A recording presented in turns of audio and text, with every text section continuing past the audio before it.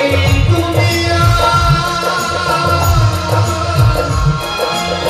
দুঃখে নিয়ে ঘুরে ঘুরে ঘোলাম ওরে বান্ধব নামে শান্তি পাবে বান্ধব নামে শান্তি পাবে।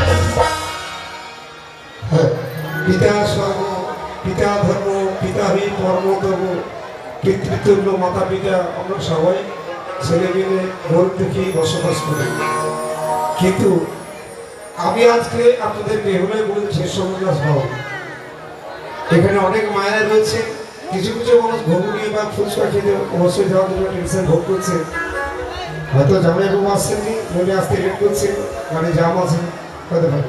তা আমি বলছি এই হরি নাম তোমরা পাইবে কথা